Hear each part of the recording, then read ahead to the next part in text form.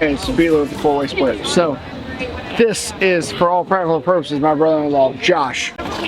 Josh is from New Zealand, and Josh is a beer connoisseur. He knows everything there is to know about beer. Is that right, Josh? I mean, if we're going to oversell it, yeah, I know everything there is about beer.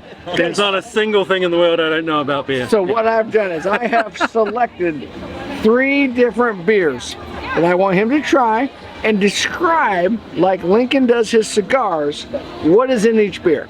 Now, I can't tell you what they are, and I was trying to look them up online, and I couldn't even give you a style, right? It's all over the place. Anywhere from, I will tell you, it's not a domestic light beer. Their beer's coming from the depot, of course. We'll do what is a standard process. You start from light to dark, right? So with your palate, you kind of can wear it out a little bit. So anything darker in whiskeys, bourbons, beers, it's usually got more flavor in it, is the rule of thumb.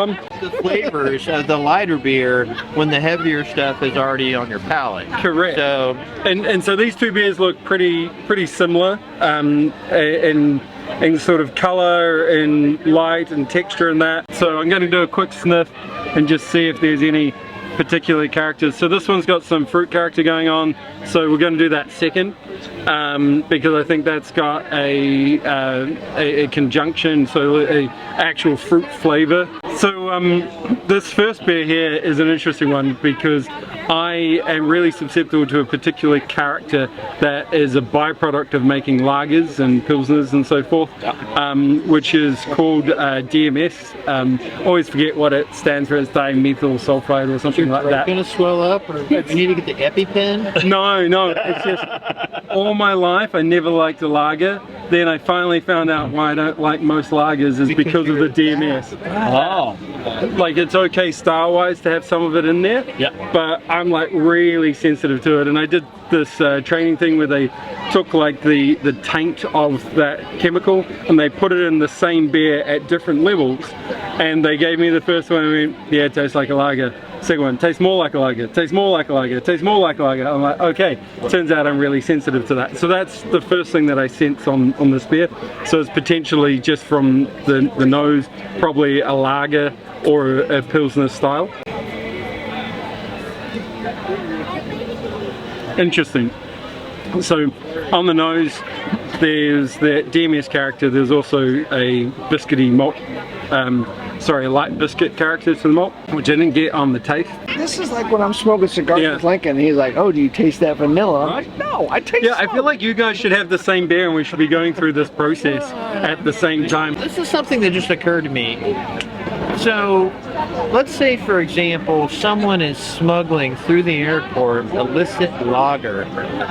What you're telling us is you could be an agent for the Department of Homeland Security and stop if we were tasting it. Yeah, if we banned lager in the world, yes, I could go around and taste every single beer to tell you if it's a lager in disguise. Yeah, that would be a heck of a job. Yeah. This man could work for the government, people. There's fruit in this as well, which I didn't pick up on the nose. So is it lemon? Or yeah, I think it's lemon in there, and so it's a lager. It's kind of a shandy kind of characteristic. Do you guys have shandy in America? We have like this. We have like this guy. So in New Zealand, there's a Leinenkugel summer shandy, if you've heard of that. I don't know. Yeah, I think so. So in New Zealand, a shandy is where you take a white lager and mix Sprite with it, 50-50. Okay. In other parts of the world, it's called different things and stuff as well.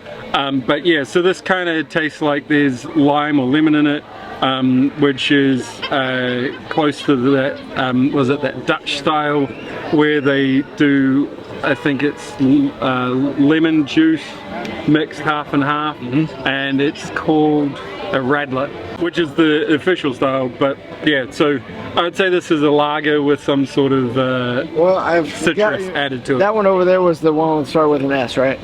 Yeah. Okay. Shall I go through them so you can start talking about them all? And then So this has got a lot of mango on the nose. Yep. Yeah, nailed that. So you didn't ruin it before by saying mango. because I would have picked that up pretty quickly. Josh was smelling the mango. He was inside, and he's like, He saw the tab. "Yeah, there's a mango beer Yeah. on the patio." He saw the tab. Style, I suspect it's probably another lager style. So typically if you're doing like beer tasting, you would have a smaller glass that kind of lips in, so it holds the volatile characters a little bit more. So it's kind of hard. I'm just getting a lot of mango back on myself at the moment. And it's overpowering you. Yeah, so I get a bit more of a malt body coming up. The mango and the citrus have kind of ruined my ability at the moment to detect So any hop characters on the nose. We can give one thing away. This one, surprisingly, is a mango beer. So let's take out the mango beer. Yeah. So he got that one right. So you're telling me I didn't get citrus right? I don't know. All I know is the name of it. Well, yeah. What is that?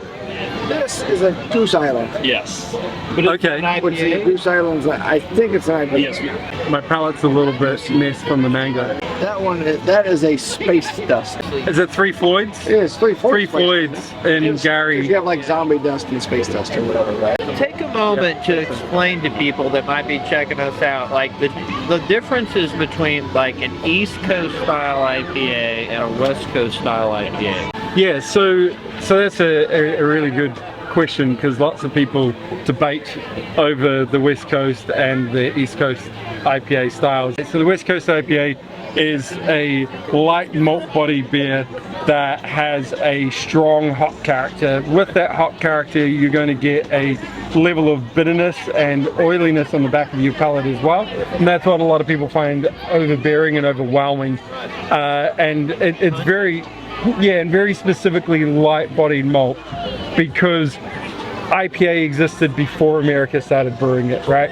And there's many different stories of why it's called an India Pale Ale, and basically they all kind of sit around the concept that they were shipping beer to the troops, and so they put more hops in because it helps stabilize it and preserve it longer, and they went, hey, this is tasting really good, let's keep doing that. So now you got the West Coast IPA that is building off that and taking away your malt body, so it's lighter, it's thinner, caramelly kind of malts aren't inappropriate, but you can you wouldn't have a biscuity kind of malt. Yeah, and then the dryness that you do get with the East Coast. So then you come into the East Coast and your grain build can kind of stay similar, but one of the key things is that it's unfiltered. So this is the New England IPA, right, is the NEPA referred to. Also kind of where this hazy style of beer has come from as well, but hazy's a cheat around the NEPA, because NEPA is technically an IPA, but you can't call it a NEPA to be a New England Pale Ale, so they call it a hazy pale ale. Between the space dust and the Goose Island and the mango, what is your least favorite? I'm not getting IPA off it. There's a citrus in there, 100%. Here's the other thing though, is like just because I ordered it doesn't mean she poured it. So what do you think about this mango? Do you No, that's not true. I hear at the depot they have immaculate service. True. and they have the nicest stuff. Yeah, the mango's delicious. But if you were going to drink any of these right now, which one would it be? I'd probably do the space stuff. Okay, I'm going to drink this mango then. But I was just saying, but it's not. But, that's what I was trying so to do. the Goose Island 312 is an IPA though, right? I believe so. But yeah, see, but that we don't know that that's necessarily 312. So I believe this is probably more of a Radler style beer, and it is got a citrus, so they've added a lemon or lime. It tastes a little bit limey on the back of the palate, so I'm going to go with lime.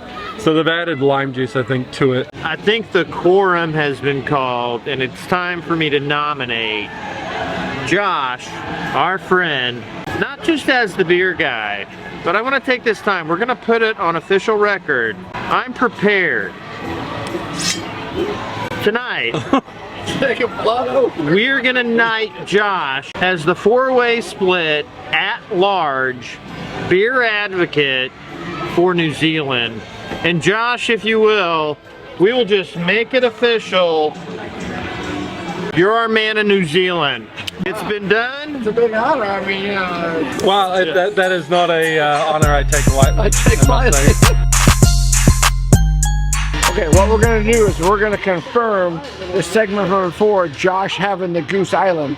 Our bartender here is gonna help us out. Okay, so he was saying that he was getting like certain things of notes of Flavor notes out of the different beers. of Goose Island. We just assumed it was an IPA, but it's not the Goose Island IPA, right? Which Goose Island is it? The Summer Shandy. Damn it, that dude even said, Josh said, Yeah, Shandy. he guessed shandy characteristics without knowing like the maker or the beer or whatever.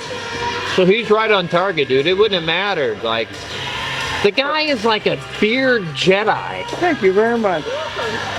So I literally told him it was a Goose Island thing, it was an IPA, and he was like, I'm getting like a No, I'm getting citrus- something else. citrus, and she's like, oh no, it's the Summer Shandy version of that.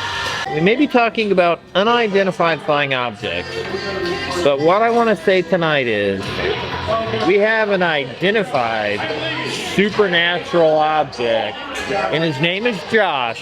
He's from New Zealand, and he can guess any beer you put in front of him.